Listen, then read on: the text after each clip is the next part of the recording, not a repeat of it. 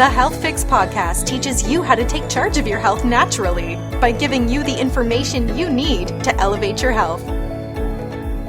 Hello there, health junkies. Welcome to another episode of The Health Fix. I'm your host, Dr. Jannine Krause. Today, I have Aaron McCormick on. We're going to talk about how he went from living on the south side of Chicago to becoming a very successful businessman, making millions for IBM. And we're going to talk about what he learned about on the way and how he used his empathy and joy for life and came about to create this book that we're going to talk about as well, Unbounded, Journey to Your Within.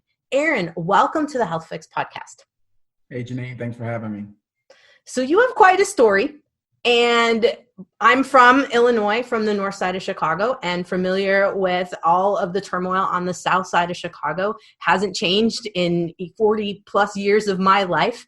And so familiar with how rough of a area in which you grew up in. And a lot of people right now, this day and age, talking about, you know, the advantages that we have in life and where we can get to with ourselves. And I think one of the biggest things we're missing right now with all the media, with everything, is that we're forgetting that everything external happens. It's going to keep happening. But we need to look at ourselves and see what we can do to move ourselves forward. And you learned at an early age, like this was the tool to unlocking a lot for yourself. So tell us a little bit about how you discovered your inner voice and learned to trust it at a young age. Well, that's a very big question. Yeah. I don't know if there was a specific point or like lesson plan, if you will.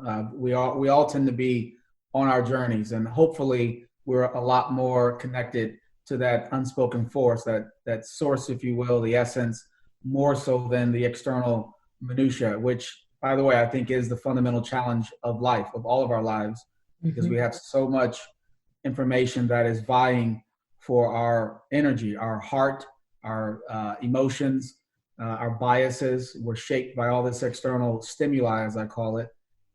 Everything from the family environment, the experiences of your parents and your siblings and your neighbors and your, schoolmates, just on down the line. That shapes how they behave and their fears and biases. And of course, they conspire to shape us. And to your point, I think the biggest challenge we all face, which also yields a reward on the other end if we face it head on, is to try to get more in tune with the original spark or essence that we were before we were what we think we are, like the things that has shaped our perception of success and proficiency at various things, or just all these things that define us.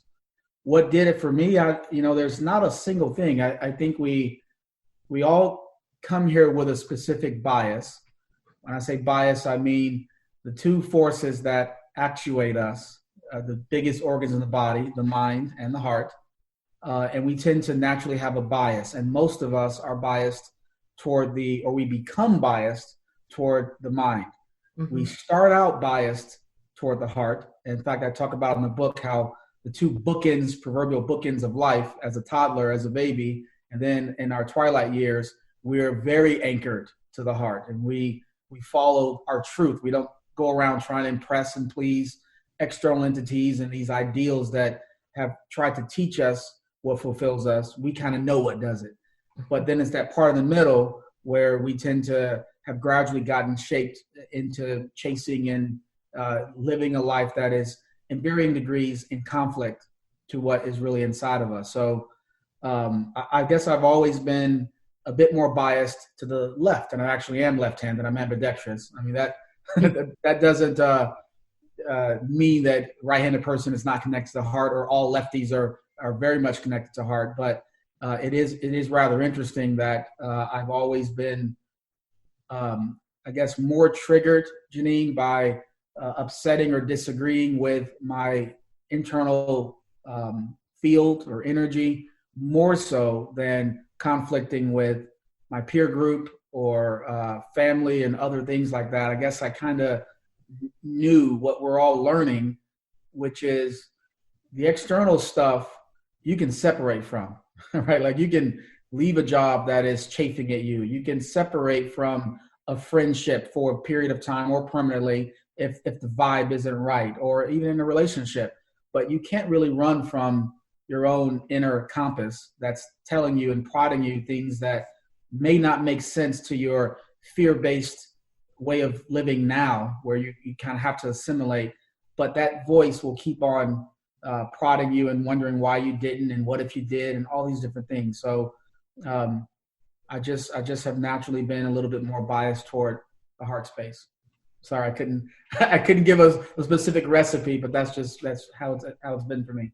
No, I mean, I don't think there is a specific recipe. It seems like you have to kind of come to who you are over time. And that's one of the big things I talk about with a lot of my patients, is that it takes time to really discover who you are, but it takes time to discover what you can do with who you are and what parts of it you need to work on versus what parts you can use, to gain benefit. And I saw one part of your media kit that mentioned that how anxiety can be turned into a superpower.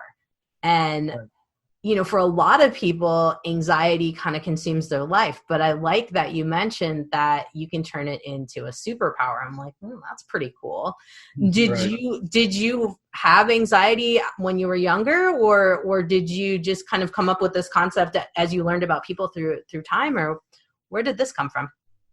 Not a lot of anxiety growing up. So I'm an empath. So I detect and I sense it in others, and I see the proliferation of it. And of course, I've experienced it some myself, and I've seen my own cause and effect with it. But I just want to go back real quick to something you said about learning ourselves, learning the things we need to work on.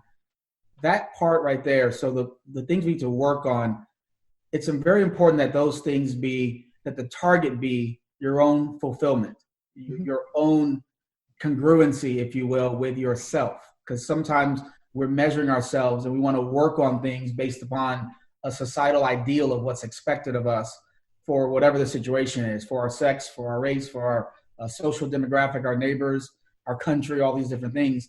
But a lot of that external stuff can actually be in conflict with what you really are about. And like I said before, we end up living these lives that are to lesser or greater degrees in conflict with what is our true essence. And so part of the objective, if you will, of life is to get that congruency, get into that flow of you are living your authentic truth, your purpose, why you are here, as opposed to the external stuff. So yes, I concur with the importance of learning yourself. And to that point, learning which way we are currently biased between these two things, the mind and the heart. Do I tend to follow the heart more than the mind, or vice versa? And the way to quickly assess that, and then I'll get to your anxiety question, is to just ask yourself, in situations, opportunities, topics, whatever the case may be, am I more likely to feel a bit of a trigger or a concern, fear of being in conflict with my coworkers, my boss, my friends, societal norms, what's on the media? Does the idea of being at odds with that scare you more than being at odds with something is a truth inside of you? And most of us tend to have been shaped to become more fearful of the former. It's like, because there's an immediate response or repercussion to being in conflict with something external. Like it's an argument, or it's a difficult confrontation, maybe loss of a job, or maybe a relationship, and there's these immediate repercussions to being different or being at odds with something external. Whereas the internal part becomes easier to suppress, because you got this voice, but that voice is just a voice. It's not going to change necessarily your immediate outcome, if you will, of a situation or immediate experience. So we tend to take the easy road, what we think is easier, but ends up being harder, because down the line, you look at others and you begin to wonder, and a lot of us tend to, idolize or look at certain people that have become very successful or fulfilled, or they have this vibe of joy, all these things going for them, and you want to be there. And the only difference is they didn't suppress their truth. They lived more in the heart space. So that's a quick way to gauge, how am I animated? Now, once you realize, okay, like most of us, I have grown to become more in the mind, or in the ego mind, the human fears and ideals and expectations and just ways of being. I tend to live my life according to those things. Now, if you're happy there, then no more action needed. Because remember, that's the goal. When we try to improve or evolve ourselves, is not to meet some external, is just congruency within. So if that's how if you're living, if you know how you are, how you're wired and you're fulfilled, awesome, keep it moving. Right. If you feel like your life is a little bit off pace or off target in whatever categories from what you would like, or just your natural happiness, then you understand that you need to bring this thing, the heart, as a higher priority than the other stuff, because the other stuff is an illusion. It's not quite serving you. And that's usually is the case. And that's the reason for things like books, right? It's like sometimes we need things to enter the mind to then affect the heart, to trigger us, to shake us. Because if we were naturally already heart driven, you wouldn't need something else to help you become more heart driven. You would only read books for technical expertise and information. But sometimes when we're having the fear of living our truth, we need positive information, positive stimuli or encouragement, reminders of our own history and our own experiences that tell us, I don't have to be afraid. This actually will serve me because I can see it from lessons in the past. And that's really the idea of the book. It's not a bunch of positive self-help rhetoric, if you will, that it just goes into the mind like everything else. But if it's not believed and felt in the heart, it's just a certain period of time that, it's going to serve you, if at all, and it's going to roll right off. But when you go through your own history and your own cause and effect and experiences, and you measure and gauge your own energy in those situations, you will see patterns that you never noticed before. And that'll become the compass, if you will, to not as quickly cave into the external stuff and allow your heart to serve you. So I just wanted to make that point before we got into the anxiety question, which is a good question, by the way. So your anxiety question was about me and how that can become a superpower. Did I use it? So I didn't really have, although I had I guess by external measures, a challenging childhood, again, that's the external measure. But in my experience, it wasn't so challenging. And, whether that's, positivity or optimism or just the joy of the heart, I don't know. But raised by a single mom, they divorced when I was 3 or 4 years old. I've got 3 other siblings, older siblings. And I don't recall I didn't have abuse. I didn't have extreme bullying. I don't recall, but I've had some bullying to some degree, being different, but nothing stands out as a great deal of anxiety. But I've noticed that to whatever extent, whatever the level is of suffering that we go through, be it anxiety or a health ailment, something else, financial, that is almost directly commensurate the level of appreciation or high vibe joy that you can have on the other side of it, just from the sheer absence of it. And that I think is just one of the many things that, or many ways that anxiety pays us in dividends. And just let me give you an example of that. Let's say you were at a job you hated for many years and you get the courage to move on.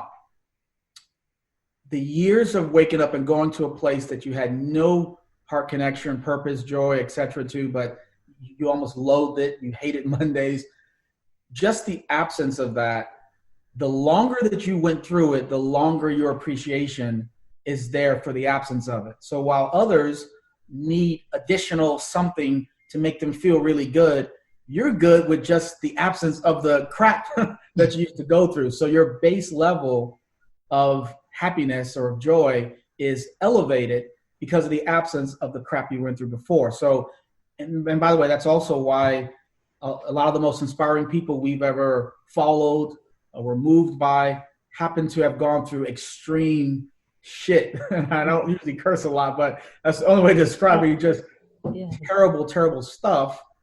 And the reason there's such high vibe people now is because they've carried that load, and the absence of that load has now transmuted the experience or transformed the experience to actually transform them And now they're super fleet, they're super light of foot, if you will, and they magnetize a lot more good things because they're easily joyed, if you will. They're easily overjoyed because of the absence of what you've gone through. So that's one of the many things I talk about in the book. And there's other points that I make around how anxiety can actually serve you.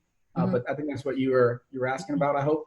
Yeah, absolutely. Yeah, I think it's a good point for a lot of people to hear how going through some shit, if you will, can really amplify your ability to find joy in life. And I think a lot of people will go look at these inspiring stories and be like, well, my life's not that bad. Why am I so grumpy? My life's not that bad. Why am I just in this like level of downward spiral every single day, having the Sunday scaries and, all of that. Right. So looking at your book, and we talked about having the three main parts of the book, the self, the relationships, and the career. And I think a lot of people, their career is very tied into who they are and very tied into their happiness. Like you said, you go to a job you hate and you're going to end up having some troubles. Maybe that's why people have heart attacks on Monday mornings more often than any other place. And coming from working in IBM, one of the biggest corporations out there, I'm guessing that you probably ran into a few folks over time for material for your book that who were either enjoying their job or didn't enjoy their job over time. Right. And IBM was just a 7-year stint of my career. It was several other startups, medium-sized companies that got bought by big companies, and I've started some of my own. And just through all that experience, it is pretty obvious how much people allow their job to define them. Mm-hmm. And your job should never define you unless it is a job that you would absolutely do for free. Because if you do it for free, then it really is you. So therefore, it does define you.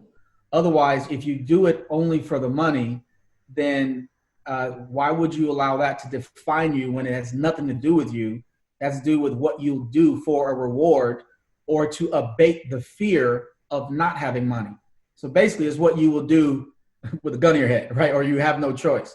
So it doesn't really define you. And a lot of us, we allow the job to define us because society around us has told us that it should be esteemed.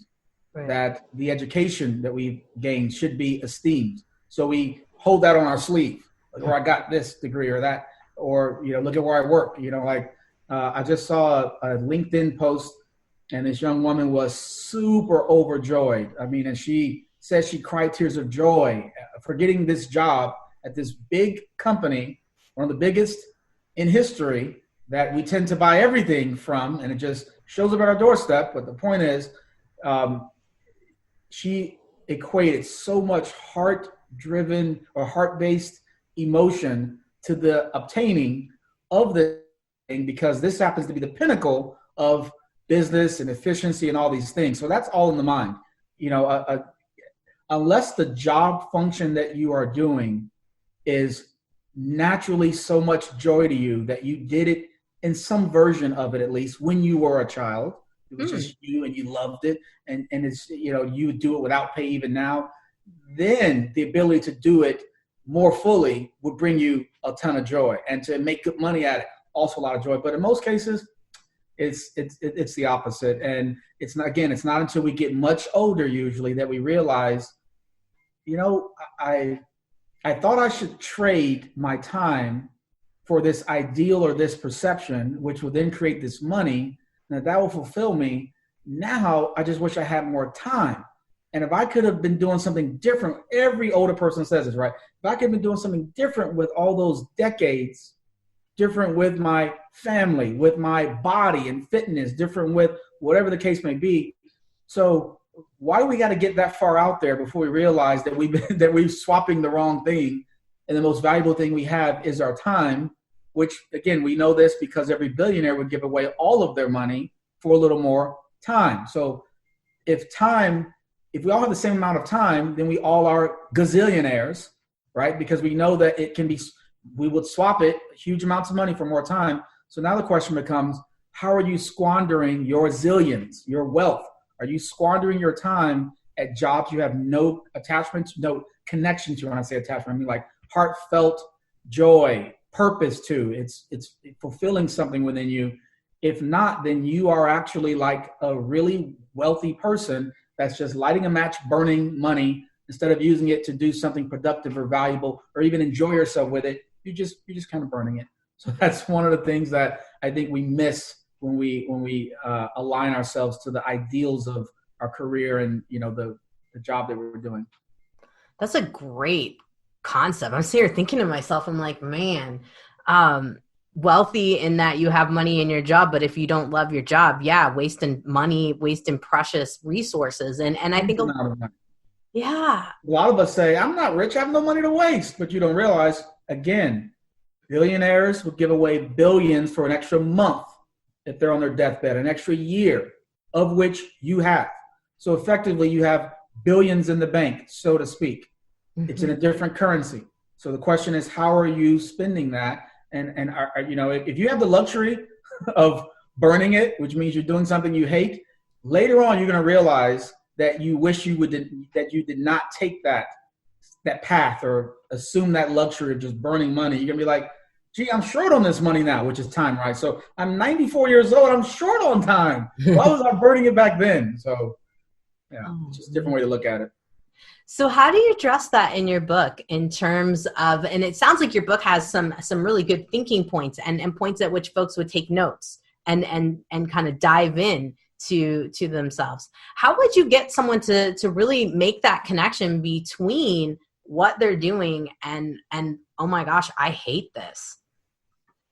Well, that's one way right there, is remembering that instead of looking at things as you've been taught to view them, that wealth, abundance equals the dollar you earn and sitting in the bank account, you spend that and you realize that something is worth way more than that, and that is time.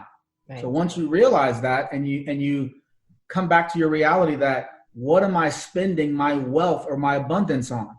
So now, once you get the bonk on the head that I'm squandering it, I'm as rich as the richest human on the planet. We all have the same amount of time, and they all would give all their money away for more time. So I'm completely as rich as whatever the guy that's worth 150 billion, whatever the case. We have the same wealth.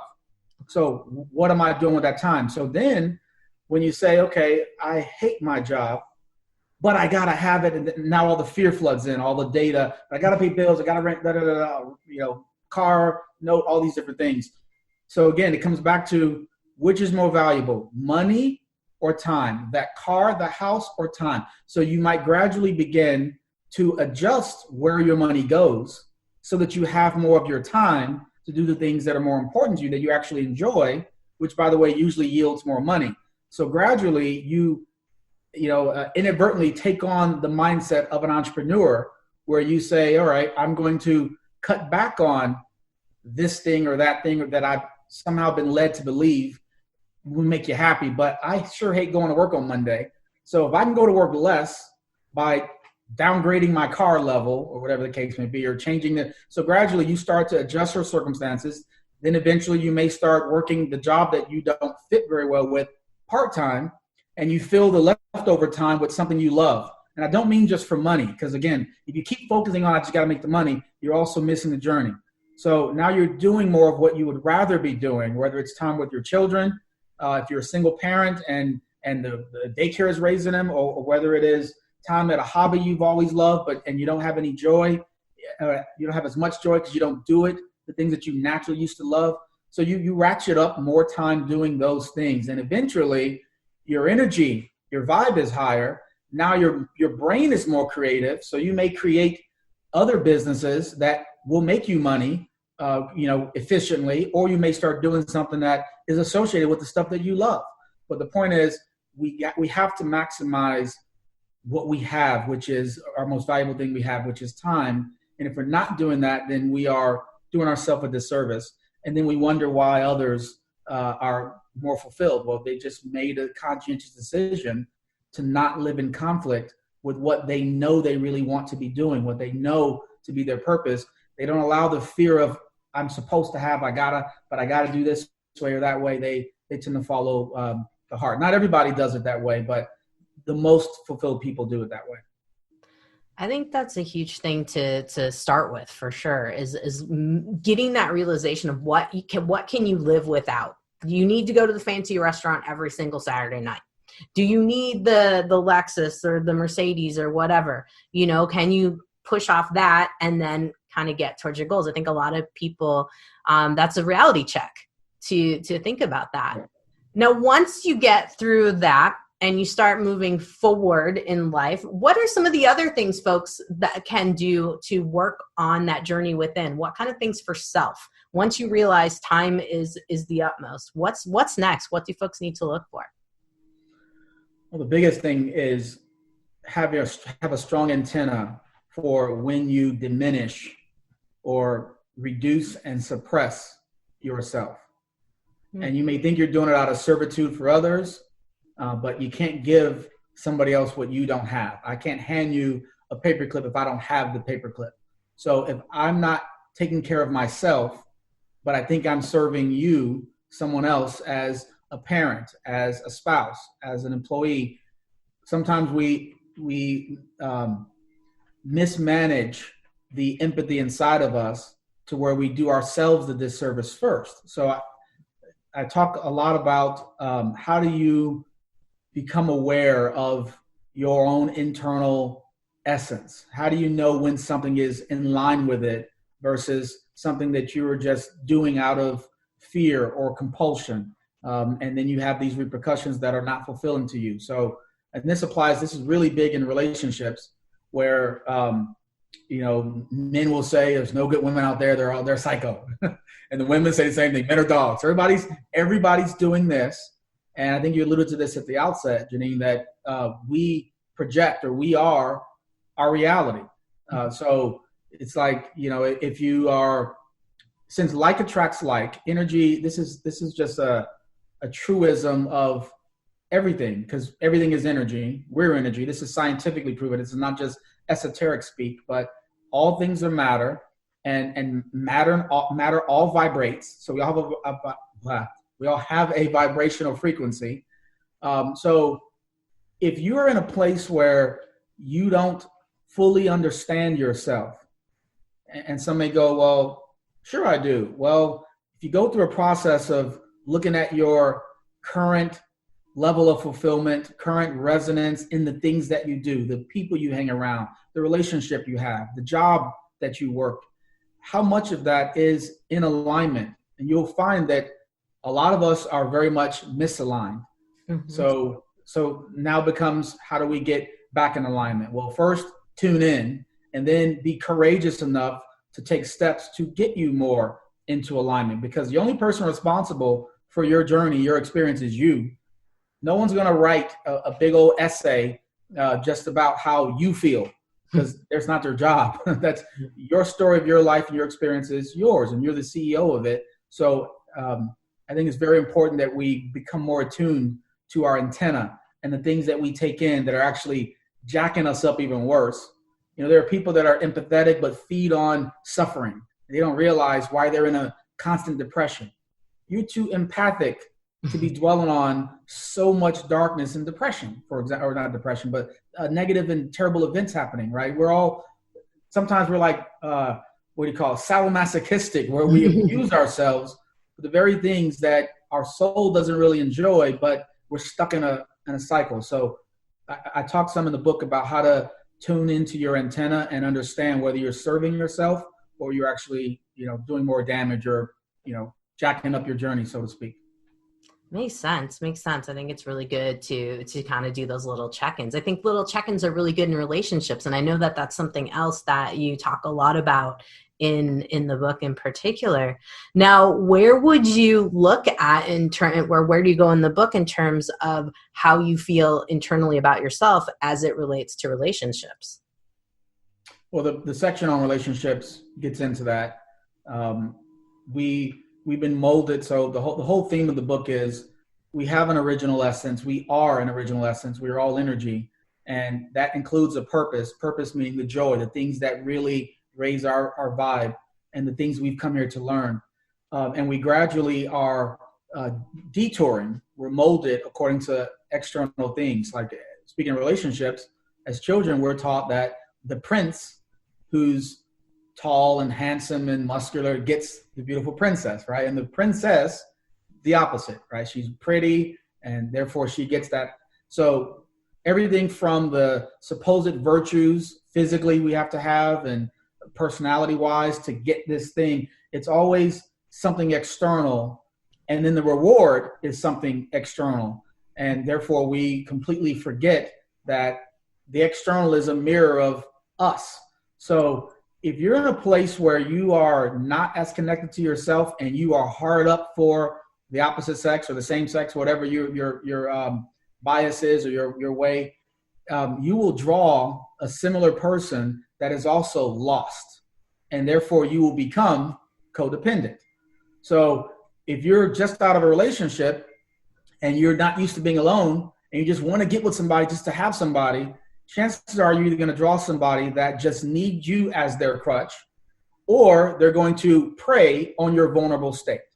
Mm-hmm. Much better to go actively looking for that rocking chair partner, if you will, or that, long-term relationship when you have figured out how to be complete in yourself, to where a relationship enhances it maybe, but it's not the validating thing. I don't depend, I'm not looking to have one where if I don't have one, I don't feel as adequate.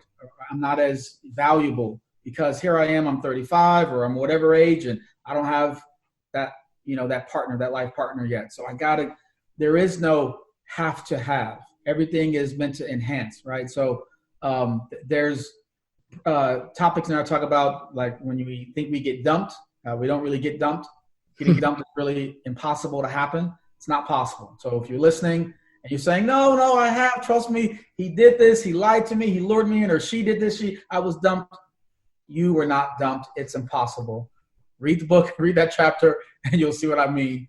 Whether it's topic of divorce, where, we've got X amount of years in a relationship and we may even have children. Should I stay or should I go? How do you make decisions that are absolutely in line with your best interest and your own energy? Because no one else is going to tell you that. Don't put the guilt on a friend or put that weight of a friend or on a friend or a family member. What should I do? They can't hold that accountability for your decisions. Only you do. So how do you do it in a way that is not fear-based, that is not compulsion, which is just going to keep coming back? Remember, you can't run from yourself. So you're going to keep getting prodded as to what you probably should have done. So develop the ability to make that decision properly from within. Nice. All that's covered in the book. I like that you didn't get dumped. Now, where were you when I was 14 and this was a very serious situation? Right. Dang it. And at 18 and at 22, like at various points in life when the connection fails and we want to, pity ourselves and create this big pity party and tell all our friends the story of how we were done so wrong, which somehow makes us feel better. Yeah, that is the way we do it, isn't it?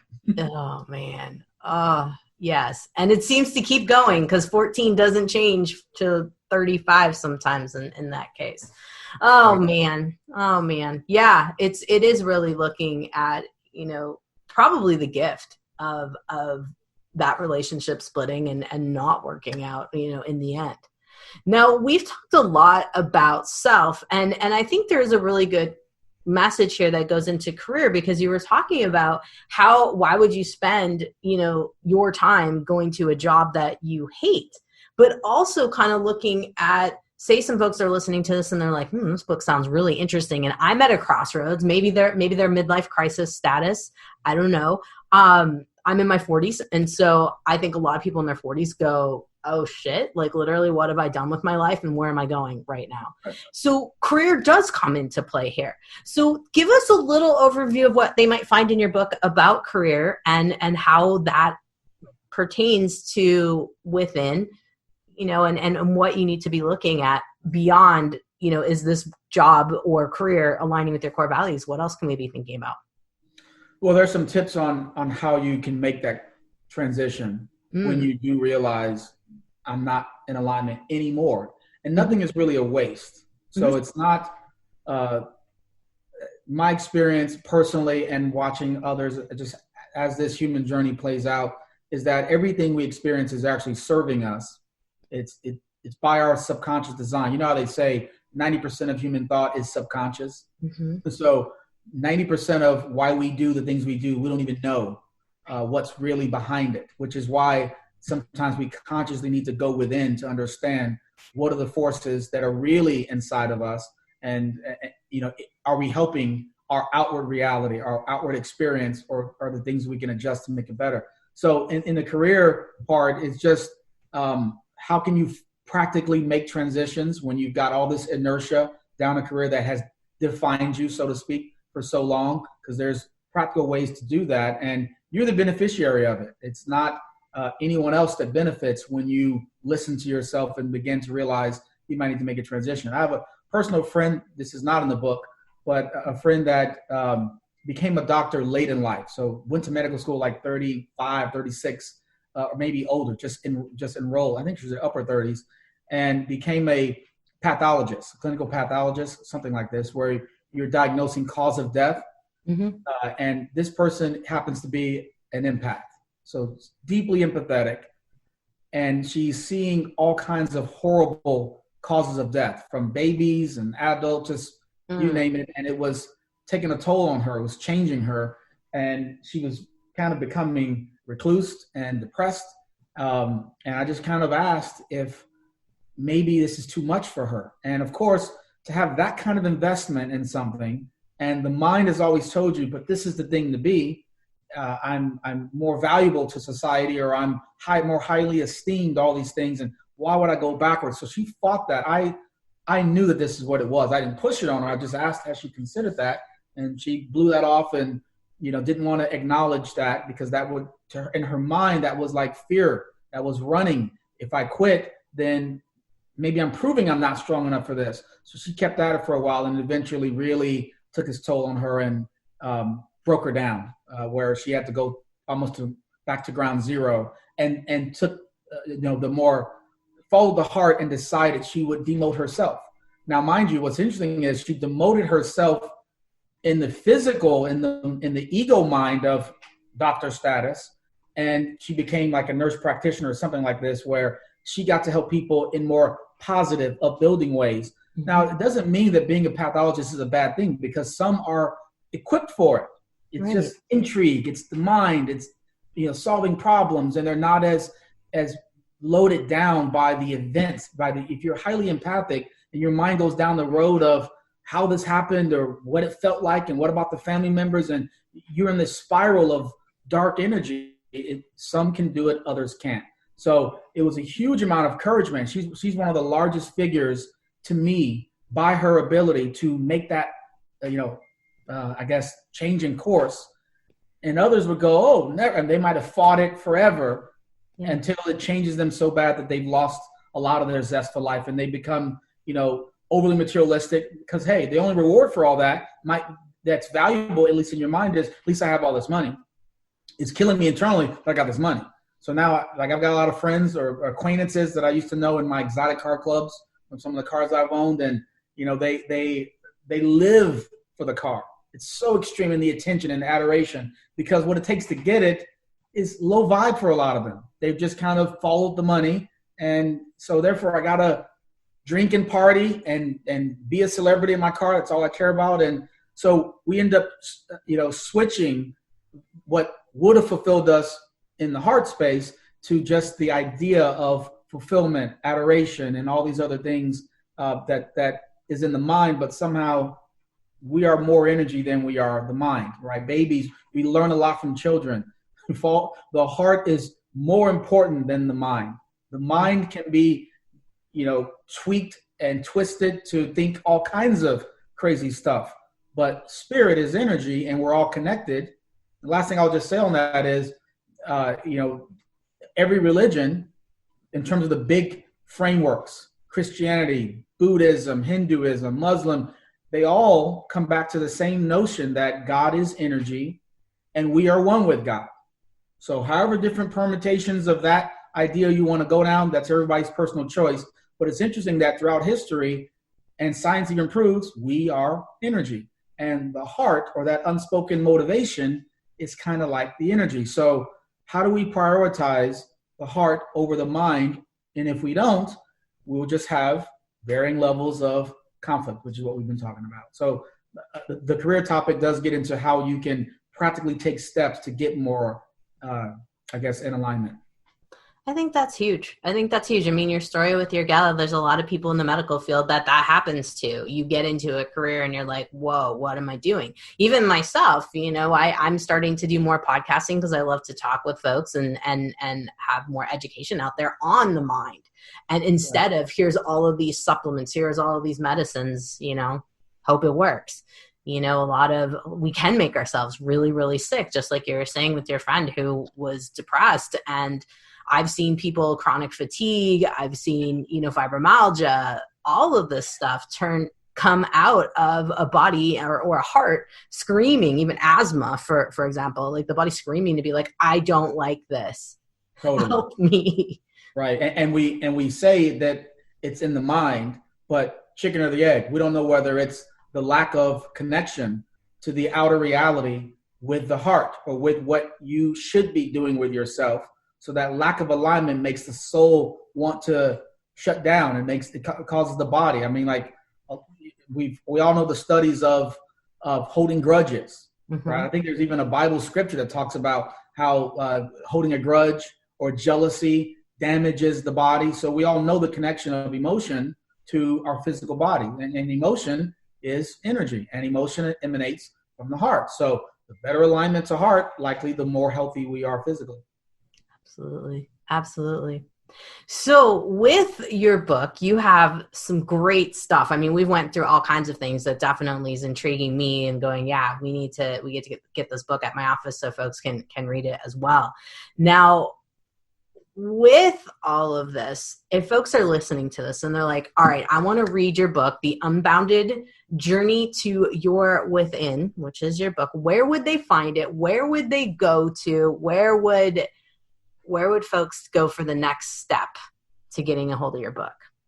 Well, it's at the usual suspects. So you'll find it on Amazon. You'll find it on Barnes & Noble, Walmart.com. So a lot of the major retailers, their websites will have it. But you can go to my website. My website is AaronMcCormick.com. Also unboundedbook.com. Either one of those, and you can order from there. Okay. Yeah. All right, folks. So I will put that in my podcast notes at drjkrauseND.com so you don't miss that. Now, say if someone right now is on the fence and going, is it really in me, or is this all weird woo-woo stuff? And they're kind of going, I don't know. What would you say to them? What would be your parting words to someone that's on the fence trying to figure out why, who they are in life and where they fit in life? What would you say to them?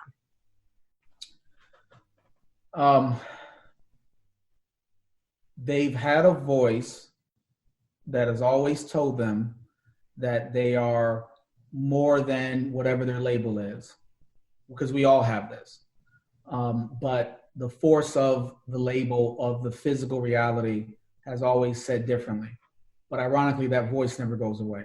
So the answer is, but you have a barrier. You have fear in the way. You have ego in the way, ego of acknowledging something that's beyond your comprehension, or at least beyond what you've learned to be the case. And so you tend to, want to say no about it. So in the case of me, so just as an example, sometimes, again, we need external stimuli to corroborate something that the heart feels, because the mind is also strong and they're battling. So as a form of corroboration, if you ever see or hear stories of people that are born into a very nuclear family, mom, dad, there's affluence, decent amount of money or material provisions, lots of love, affection, encouragement, parents supported the children. Nothing's perfect, but I think you get my point. So they've had most of all the things that we would want, and the child still grows up to be misaligned or delinquent or criminal, bad things, trying to find themselves, but they had everything in their favor. What happened? We also heard the other inverse, where we've heard these hugely inspirational stories of people born into foster systems or alcoholism, abusive families. They were told, you're nothing, you're not going to be anything, physically abused, verbally, everything else. And they grow up to be highly successful, highly empathetic, despite being treated so terribly, highly, great leaders, non-for-profit leaders, CEOs, founders, inspirational authors, all these different things. And you go, but nothing would have supported that. And the point here is our essence belies our external reality if you allow it to. So, because there's no logical reason for either of those scenarios to have happened as they happen. Correct? Correct. So the message there is, if you're on the fence of the power of your soul, the stories are all around you. It's your soul, your essence, your energy, your heart. It's just a matter of, will you heed it? The other thing I'll say is, the one thing that most of the figures that we've all come to admire have in common, and I think I mentioned this earlier, is that they all have really, really wild stories of challenge. So just like you get muscles when you fight resistance, they call it resistance training, in weightlifting. You have to go, if it were super easy, so the challenge you face of, I just don't know, that's exactly the resistance.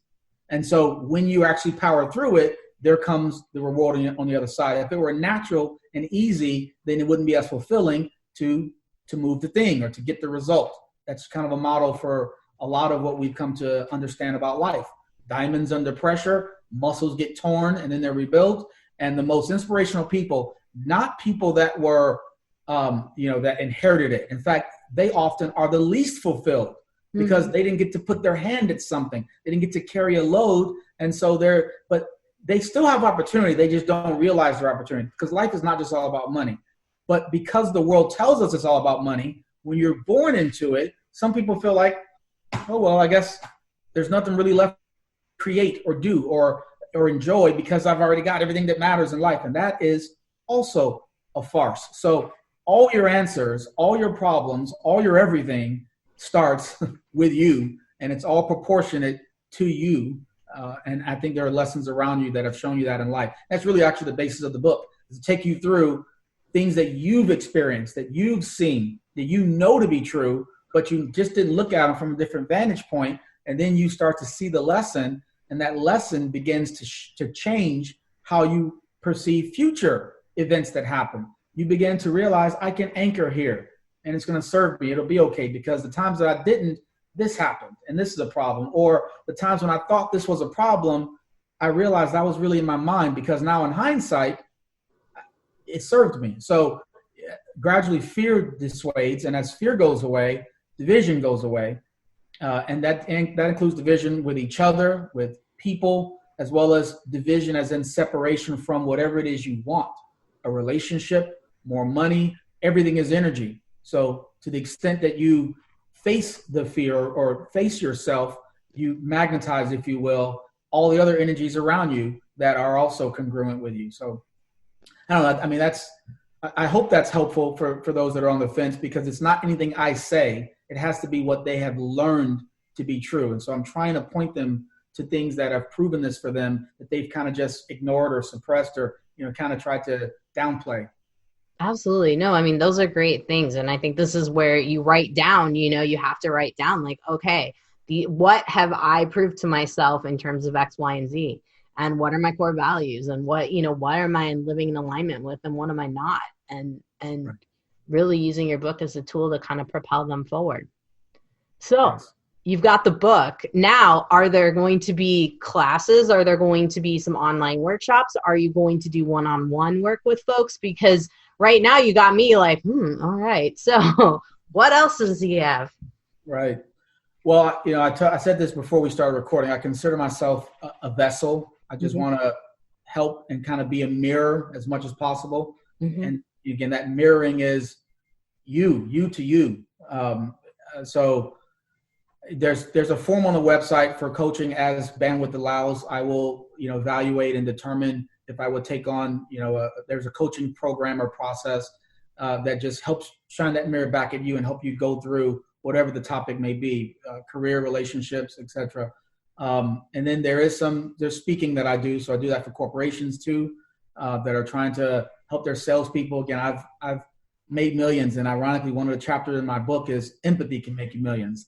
So companies want their customers to have a better experience. They also want their sales reps to sell as much as possible. And we tend to have a bit of a misalignment of what we're doing, what's animating us as salespeople. And empathy should be front and center.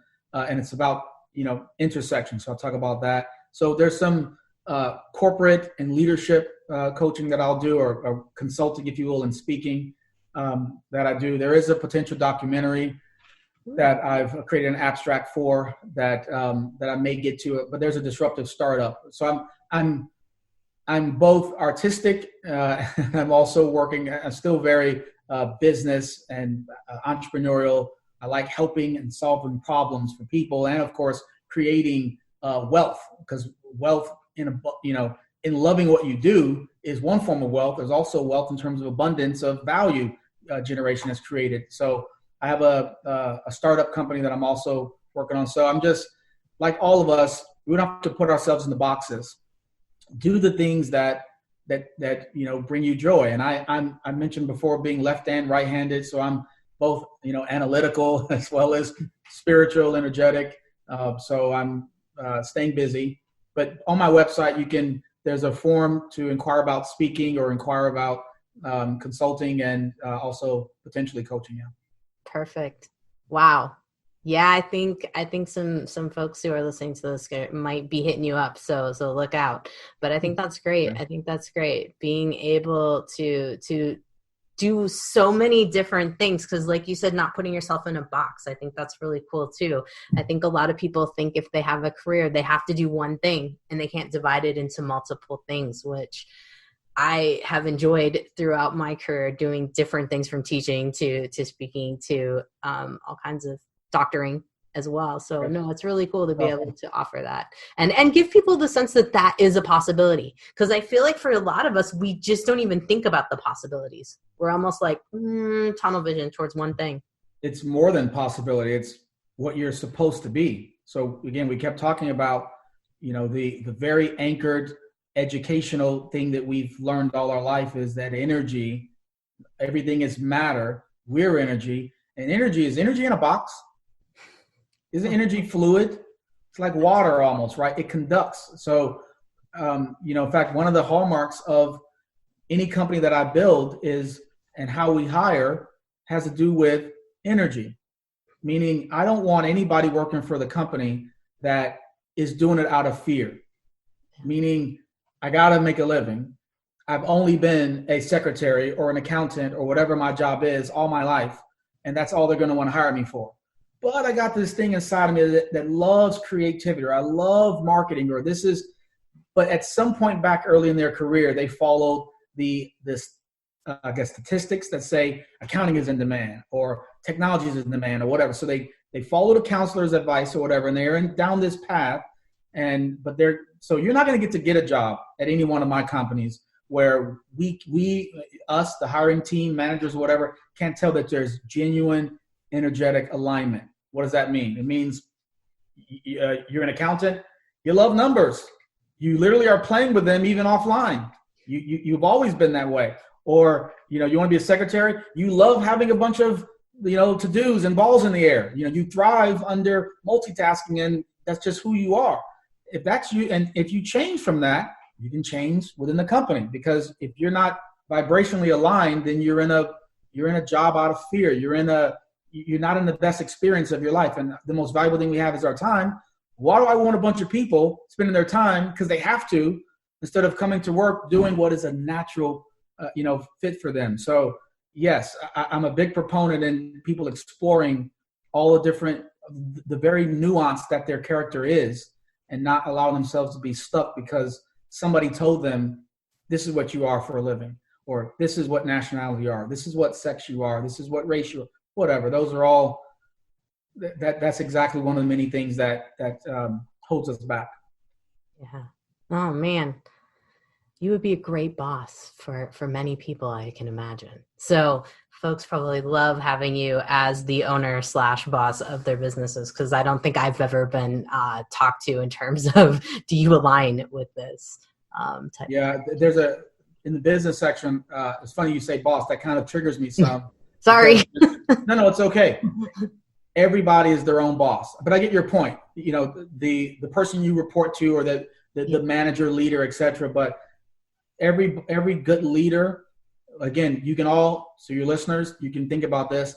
The people you were drawn to the most as leaders, this lesson has already been taught to you.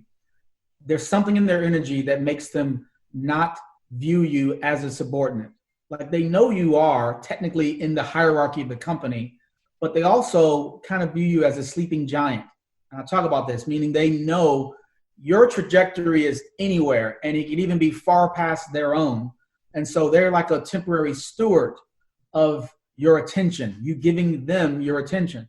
And they appreciate that. So they take that very seriously, as opposed to, I'm this level, you're that level. Since I'm 14 years older than you, you'll always be behind me. Since I have this position or education, you'll always be. They know nothing is linear. Energy is not linear. So, and you've already experienced this with some of your favorite bosses, right? So another example, as you go through the book, it's not someone's opinion on stuff. It's taking you through your own experiences and realizing, okay, yeah, I think I see the pattern here. Now, what are you going to do, with the pattern? How are you going to connect these two so that you're not only run by this, that you have a strong connection to the heart part? Love it. I love it. That's a great summary for the book. And folks, Unbounded, Journey to Your Within by Aaron McCormick, right here. Gosh, guys, check that book out. I highly recommend it. And you've been a wealth of knowledge and inspiration too. I'm kind of got a lot of ideas blowing around in my head going, I think I might need to explore some things I think that would be a good idea. So, Aaron, thank you so much. I really appreciate you coming on and chatting about your book and giving us so many things to think about. Thank you. I appreciate you having me, Jannine. Hey, Health Junkies, Dr. Jannine Krause here. I hope you enjoyed my podcast. Guess what?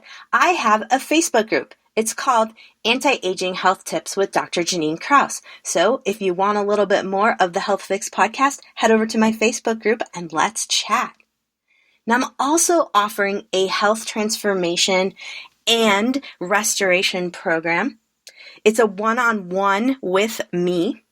And it's for folks who are sick and tired of going to doc after doc and health coach after health coach and not seeing the results that they want and deserve.